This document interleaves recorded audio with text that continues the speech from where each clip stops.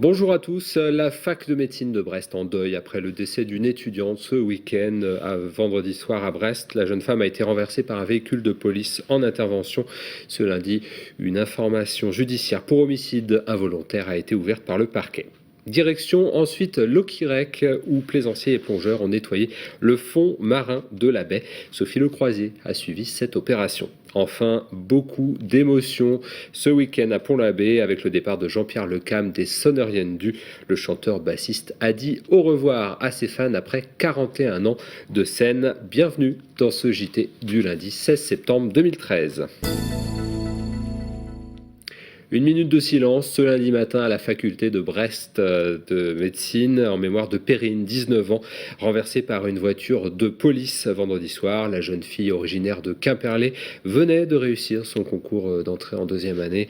Elle est décédée dimanche des suites de ses blessures. Dans un communiqué, le ministre de l'Intérieur, Manuel Valls, a exprimé ses condoléances à la famille et également annoncé l'ouverture d'une enquête de l'IGPN, la police des polices. Julie Sicot s'est rendue à la faculté de médecine de Brest. La jeune étudiante venait d'entrer en deuxième année de médecine à la faculté de Brest. Les réactions se font encore rares chez les étudiants, mais ce lundi, la corporation de la faculté de médecine a décidé de se recueillir. Nous allons organiser une marche blanche jeudi matin. Le départ se fera à la fac de médecine et nous marcherons jusqu'à l'endroit où s'est déroulé l'incident. En aucun cas, cette marche-là n'est une marche de protestation, c'est vraiment une marche de recueillement. Aucune cellule psychologique n'a été mise en place à la faculté de médecine. Le directeur a averti ce matin les 171 élèves de deuxième année de la tragédie. Je voulais aussi qu'ensemble, on ait un élan de solidarité avec la famille et donc en grand amphi, on a respecté une minute de silence. J'ai rencontré les parents de Perrine personnellement samedi après-midi. J'ai vu bien sûr une famille qui était en désarroi et se posant la question du pourquoi. Le pourquoi justement, c'est ce que l'enquête ouverte par le parquet de Brest devra déterminer. Le procureur a ouvert ce lundi une information judiciaire pour homicide involontaire. Perrine traversait vendredi un passage piéton avenue Le Gorgeux lorsqu'elle a été percutée par une voiture de police.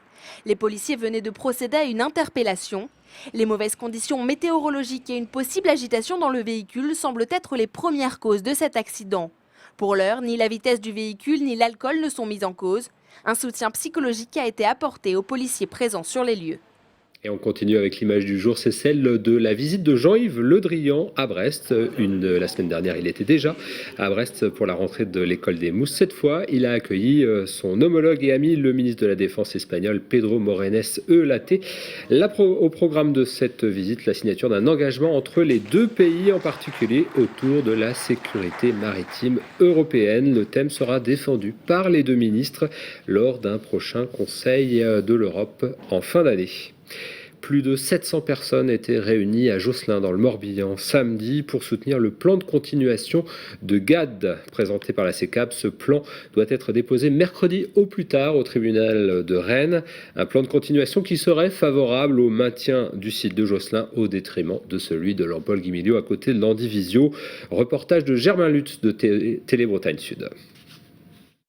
À l'initiative de la communauté de communes, le rassemblement de samedi voulait peser dans la décision du tribunal de commerce en montrant l'attachement du pays de Josselin à son abattoir et aux centaines d'emplois qu'il représente.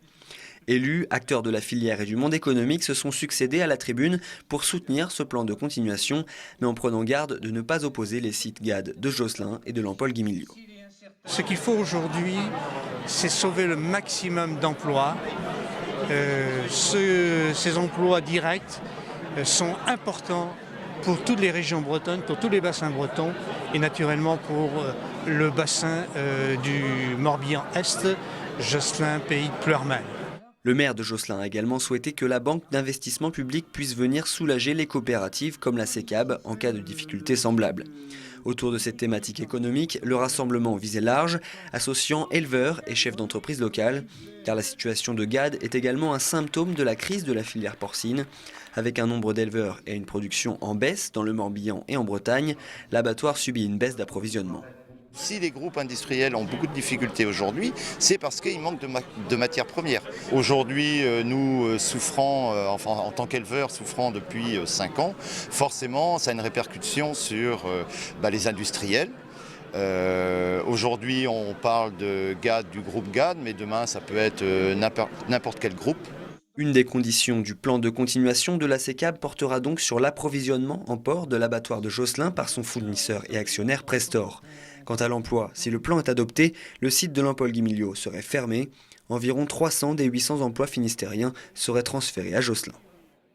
Opération nettoyage à l'Auquirec ce samedi. Une quarantaine de bénévoles, pêcheurs, plaisanciers, plongeurs et sauveteurs de la SNSM ont ratissé le fond de la baie. Au final, pas de pêche miraculeuse, mais une belle entraide et un constat plutôt positif sur l'attitude des plaisanciers. Reportage de Sophie Lecroisier. Ok, Ploumanac, ici Jean-Pierre Hélary, président des pêcheurs plaisanciers à l'Auquirec. Direction la baie de l'Auquirec pour une opération de nettoyage des fonds marins. 14 plongeurs du groupe subaquatique de Morlaix sont venus quadriller le secteur. Ils ont pu compter sur la SNSM, la municipalité et les pêcheurs plaisanciers de la commune. C'est quand même nos terrains de jeu, et puis s'accrocher sur des vieux casiers, sur des bouts, c'est pas tellement plaisant. Si je lève le doigt, tout le monde va dire banco tout de suite. Vous voyez, donc j'ai pas eu besoin de pleurer beaucoup pour les attirer, parce qu'on est tous dans le même cas. Quand on va avoir du poisson, que tout soit propre, on donne un coup de main. Après 45 minutes de plongée, le constat est sans appel. La pêche n'a pas été vraiment miraculeuse, mais c'est une bonne nouvelle pour le groupe. C'est surprenant, mais le fond est très propre. On est quand même en septembre après l'été. Et pour autant, c'est très propre. On n'a pas récupéré de gros déchets. Donc c'est vrai que plus on va dans l'avenir et plus les gens font attention. On voit sur les plages, il y a des poubelles partout, les gens font plus attention. Voilà. Sensibiliser les gens à la fragilité du milieu marin en liant l'utile à l'agréable. C'est avec cette philosophie que ce groupe de passionnés espère faire bouger encore un peu plus les mentalités. Ils sont partis, les jumeaux brestois. Frédéric et Sébastien ont pris la route ce lundi matin pour leur défi Twin Trip. Direction Ibiza, sans un sou pour les vacances, mais aussi pour promouvoir l'association Leucémie Espoir. Ils comptent sur la générosité des gens rencontrés sur la route. Les deux frères appellent aussi les internautes qui suivent leurs aventures via les réseaux sociaux à soutenir la recherche contre la leucémie. Arrivée prévue pour les jumeaux vendredi à Ibiza. Moment de nostalgie dimanche à Pont-l'Abbé pour les amoureux du Festounoz. Le chanteur-bassiste Jean-Pierre Lecam livrait ses derniers accords avec le groupe Soneriendu. Le musicien bigoudin met ainsi fin à 41 ans de scène avec le groupe de musique bretonne. Sophie Lecroisier a assisté à la Der des Der. Et bonsoir maître de maison, bonsoir maître de maison, et bonsoir maître de maison, et bonsoir maître de maison, et à toute la compagnie. Ce concert ressemble à tous ceux des Soneriendu, à un détail près. C'est la Der des Der de Jean-Pierre Lecam. Après 41 ans d'aventure musicale un peu partout en Europe, le chanteur et bassiste tire sa révérence. Ce dimanche à Pont-l'Abbé, il a eu le droit à un pot de départ survolté. Ça représente quand même la bonne musique, quoi. Tout le monde connaît Jean-Pierre Lecam. Je pense que c'était une des plus belles carrières dans les chants bretons. Je pense que Jean-Pierre part en retraite, mais il va laisser un vide derrière lui. Une sonorité comme celle des Soneriendu, il n'y en a qu'une. J'aimais bien ce qui chantait quand même. Moi je suis un peu triste parce que en quelque part c'est toute ma jeunesse des Festounoz qui fout le camp un petit peu, quoi. Jean-Pierre Lecam, c'est le dernier musicien de la première époque du groupe de Festounoz. Il y est entré en 1972, date de création officielle des Dus. On ne sait vraiment pas faire de la musique. Et encore moins jouer dans Soneriendu, et encore moins aussi longtemps. Donc effectivement, au départ, on ne se pose pas de questions. On a une vingtaine d'années, c'est le plaisir de faire de la zik, et puis content d'être là. Et après, on s'aperçoit qu'on a fait 40 ans, quoi. Bien connu pour le ton satirique de ses chansons, Jean-Pierre Lecam ne compte pas s'en tenir à une retraite calme. Il continuera à composer et faire quelques apparitions sur scène, aux côtés des Soneriendu.